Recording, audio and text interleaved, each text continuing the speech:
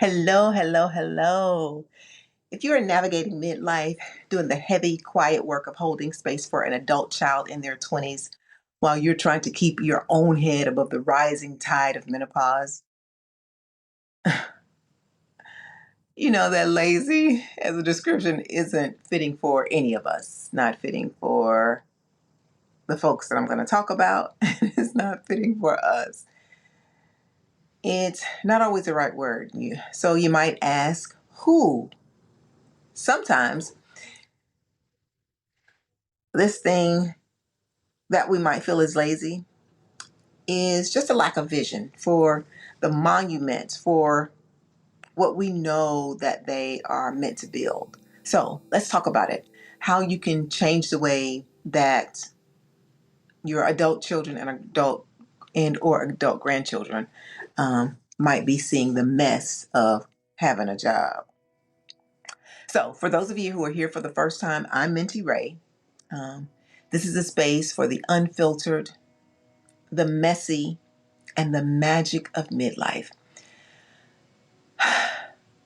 I'm here on this in this tiny bit of the internet to hold space for my ladies who are in menopause, um, for growth, for wisdom, and for self-possession that comes through life's transitions. When we transition to midlife, we still want to hold on to ourselves. When we transition to a new way of maybe earning income, we still want to hold on to ourselves. When we transition to retirement, all of these firsts and all of these health transitions, or just a transition of becoming more of the person that you appreciate, and that is heavy, heavy on the you.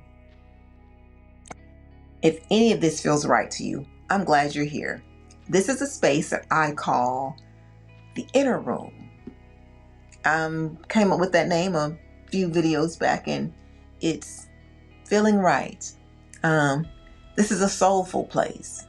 Um, Maybe I'll put some funky music in here, speaking of soulful, where I hold back the walls of the outside for my ladies who are in menopause so that you have your playground, a place where you can explore real, beautiful, and sometimes exhausting transitions.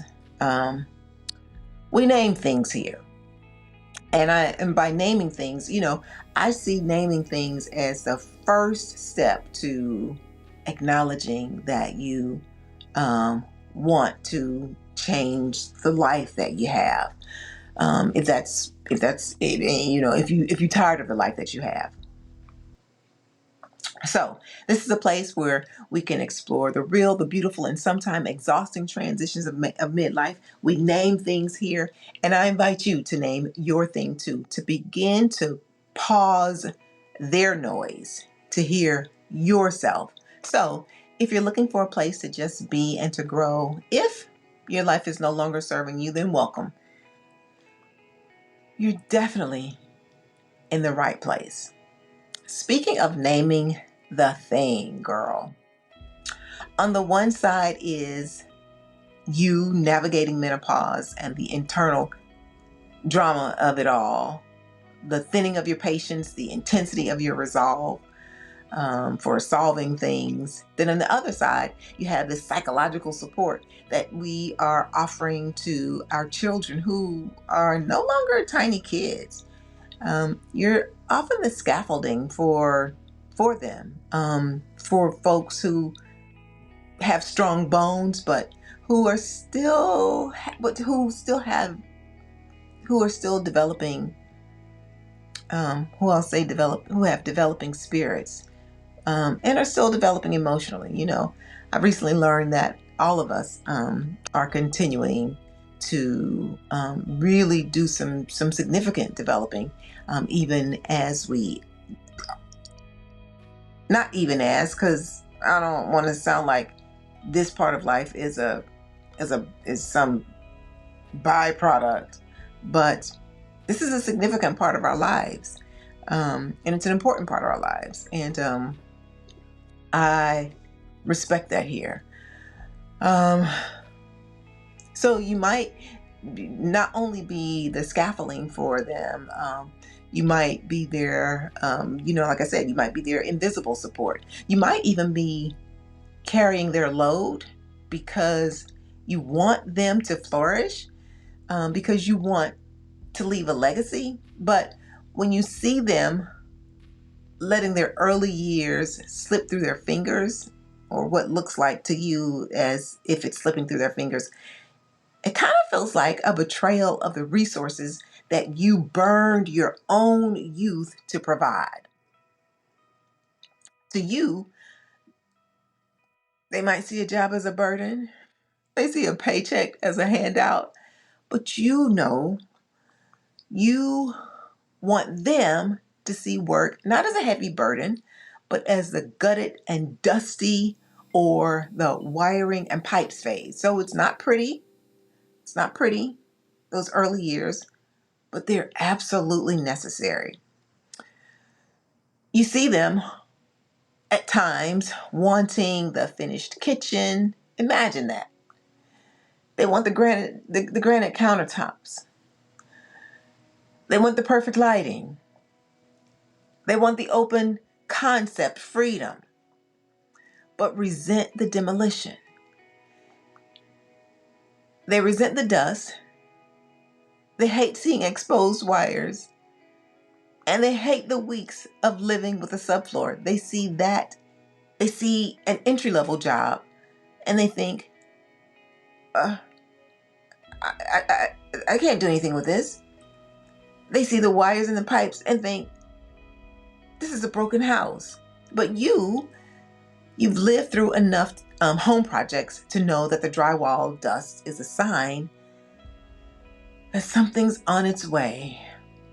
Those boring tasks, well, that's the plumbing. The difficult boss, that's learning how to navigate, say, building codes for the home that you know will be solid and that you can build upon. You know that they can be the architect of their life if they can just stop resenting the rough end phase. Your hope is they realize that every hour that they put in becomes a piece of high-end material that they are putting into storage for later. They aren't working for a paycheck. They're sourcing the marble for their own future, because I know how exhausting it is to be in this space. I've created reframing statements that may be helpful to you as you talk to your adult children or adult grandchildren. So you might ask, how does she know this stuff? Well, I've lived it. I've been in leadership positions. I've trained in life coaching and assisted people for many years with creating a life that they love. So in the description of this video, you can find and copy reframing statements. Use them as you need. Put them in your phone, but most of all, collect them now. Get familiar with the approach. So when the noise gets too loud of trying to help them get going or motivated, you don't have to scramble for the right words. You can take a moment, refresh yourself from the blueprint, and share with them as the tether of love that you have from them to your heart. Use these phrases to remind them that they aren't wasting their time. Remind them that they are in the structural phase of building and that no one sees the structural beams once the house is done. But without them, their entire future that they could love will collapse from beneath them under the weight of real life. You want them to see that every hour of effort pays off. It's like a beam that is considered reinforcement. It's like a beam that they're reinforcing. And so I'm sharing this with you because as you sit here in the inner room, you are the one who knows that a remodel always looks like a disaster right before it looks like a masterpiece. You're managing the fatigue of holding up the scaffolding while you renovate your own soul. Staying grounded means refusing to let their frustration become your own fire. So try sharing the renovation view with them.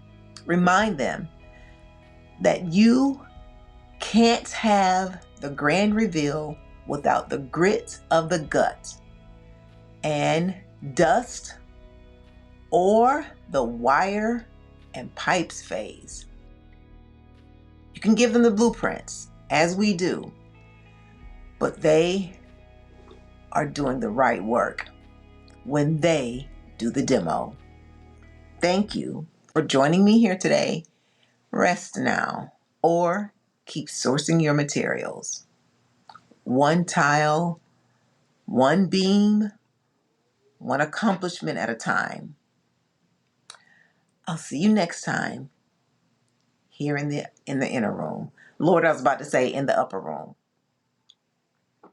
Bless me. All right. Take care of yourselves.